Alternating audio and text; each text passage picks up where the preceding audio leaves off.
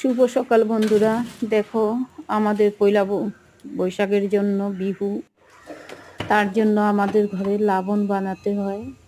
তাই আমি এই রেসিপিটা আপনাদের কাছে নিয়ে আসছি। এই যে খই গুঁড়ো করছি, আমার খই গুঁড়ো করা কমপ্লিট হয়ে গেছে। এখন আমি গুড় বসিয়ে দিয়েছি।